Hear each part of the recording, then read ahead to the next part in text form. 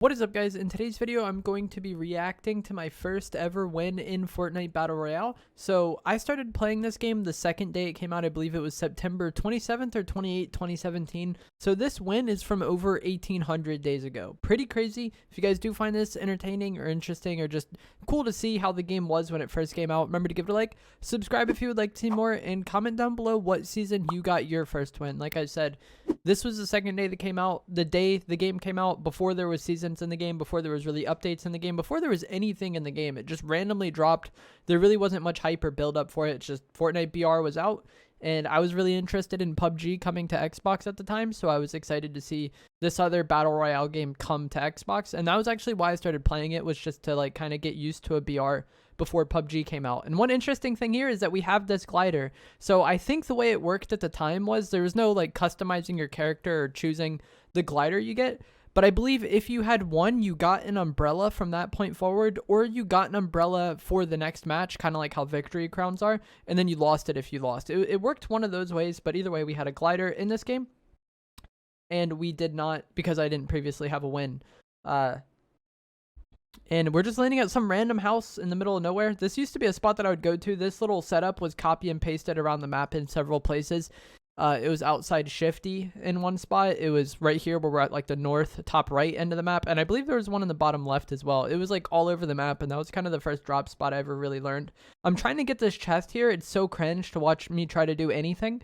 But you couldn't just break the chest to get it. Had I harvested the thing above me and broke the chest, I wouldn't be able to get the loot. And then also there was no mantling, so we couldn't just mantle up there. This is what the big pots looked like. It just dropped down there, but I'm going to get it here in a second. But this was the only healing item in the only shield item in the game at the time, rather. So I don't know why, but I hold on to it for a while coming up here. But there was no minis in the game. The only heals in the game at the time were the med kit, the bandages, and the big pot. So getting to full shield was actually really difficult. And getting to full shield plus having extra shields to carry, plus like everybody on your team getting full shield and getting extra shields to carry, was really inconvenient. And I actually am playing squads in this game. You saw at the start there was more people. There wasn't duos early on. I don't even know if there's solos. I think there was. I think it was just solos and squads.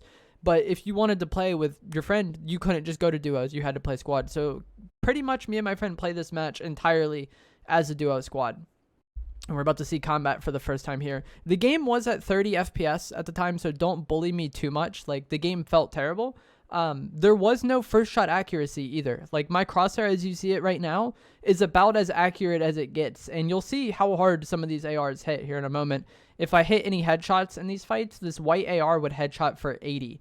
So not only would it headshot for a lot, it was also really random if you were going to be able to hit the person or not, because even while you hadn't shot your gun, you had so much bloom. And you see how large the crosshair gets once I start shooting. And nobody built. See, there's the 80 tag. Nobody understood building at this point in time, or very few people did. It was actually like the Save the World players that typically understood building first. I get 2 knocks there with that grenade launcher. This thing was so overpowered. It pretty much was always just busted when it was in the game. Like, there was never a time where this weapon wasn't broken. And really early on in Fortnite, a little bit after this, I feel like at this point in time, the game was just really random. But like once we went later into the game, just getting a rocket weapon like an RPG or a grenade launcher and then trying to accumulate as many rockets as possible was like the easy way to win. This is Tomato Town coming up here, so if you guys never got to play on the Chapter 1 map like pre-Season 5, this was Tomato Town. And if you've heard the song Chug Jug With You, it says we just typed out Tomato Town at one point. And this is Tomato Town. It was a really random spot. It wasn't even named at this point in time. When the map dropped, it wasn't a named POI. As you see on the map, there's no name. The map was really simple at the start. Get that easy kill on that guy. And then we have the grenades. The shotguns were so busted back then. Like, even this green tack, I don't know how much it hit for, but it probably would hit for a lot. And I did prefer the tack early on in the game because, like I said, it was 30 FPS. Using the pump on 30 FPS is rough. So I just end up flanking this guy here, and then we just hit him hard with the tack shotgun. Easy kill. 67 both body shots. That's pretty crazy. It's upsetting me throughout this gameplay, though. I've watched it already before I reacted to it, kind of just to like get things to talk about. But it makes me cringe how much I'm not looting these bodies and how much ammo I'm not getting. You'll see at one point coming up here after this next fight how much loot there is on the ground that I just, nah, I don't want it. And you see, again, we're not at full health. We're both at 150. Getting 200 plus extra bigs was so hard to come by, man. I feel like that's one of like the really underrated things about the game. Like everyone gasses old Fortnite, or like really old Fortnite, but it was so hard to get shield, and it's so much more convenient to get shield now. And it's just like, it's not fun to land and play and find no shield at all, you know? So I feel like the fact that shield is really easy to come by now is definitely an improvement. And then also, like I was talking about, how random these ARs were. They were way less accurate, and they hit way harder, and there was no first shot accuracy at the time. So the game was just very, very, very random. This is one of the old wall traps. So if anybody walks near this trap, it'll go off and kill them.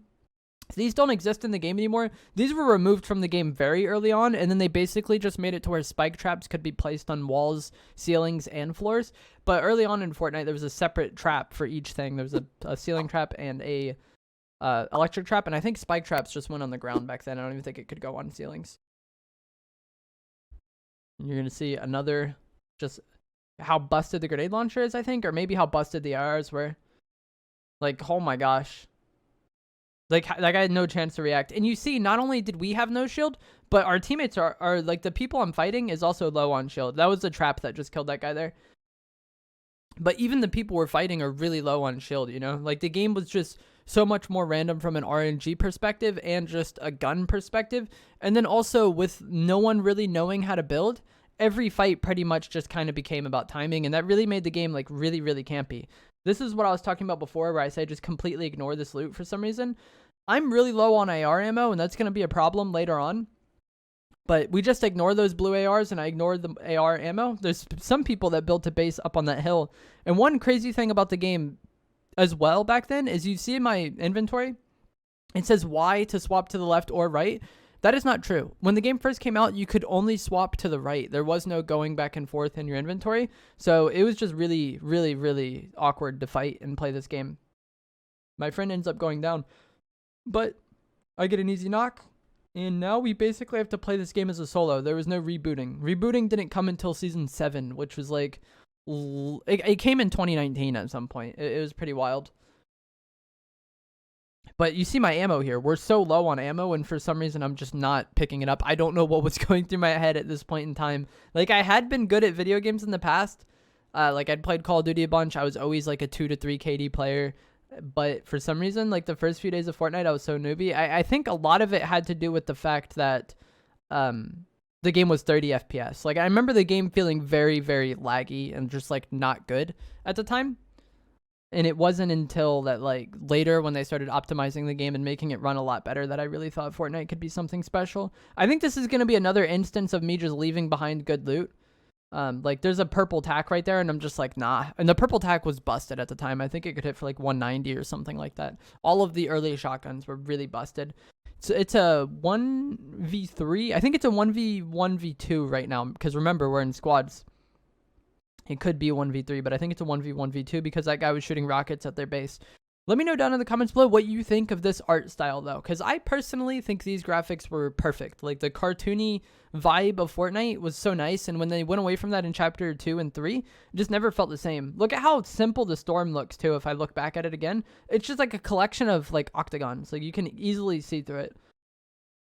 Like, I don't know. I like this old storm look. They ended up changing that, like, really early on, I think. I don't think they kept this old storm in the game for long. I'm going to get up back on the edge of this zone. I kind of knew how to play zone already, but it's just everything else was just horrendous. But I understood that if I was like in the back of zone or on this edge of zone by myself, then I'd be less likely to get third-partied. And like that's pretty much all this game comes down to at this point. We end up getting a pick, and like I said earlier, I don't think this guy has no shield. He's just running around in-game with no shield. And there wasn't AI in the game at the time. Like, all these people are real people, I promise. They didn't add AI until Chapter 2. This was 1,800 days ago. Such a long time ago. It's like 5 years. It's a little more than 5 years because this is late September, and as I'm recording this, it's November. We end up getting both those kills. I one-tapped the guy across the map, and then we end up killing the last player with the tac shotgun. And so I end up getting not only the clutch in squads, but also the 11-kill win. And that was my first win in Fortnite. Let me know down in the comments below what you thought of that. Was it interesting to see the old gameplay? And let me know which season you ended up getting your first win in. I was lucky enough to get mine the second day I started playing the game, and I was really newbie there, but I feel like everybody was newbie, and the game did feel very, very awkward. If you played early on in the day, you know what I'm talking about. But that is going to be it for this video. I'll see you guys in the next one. Thanks for watching.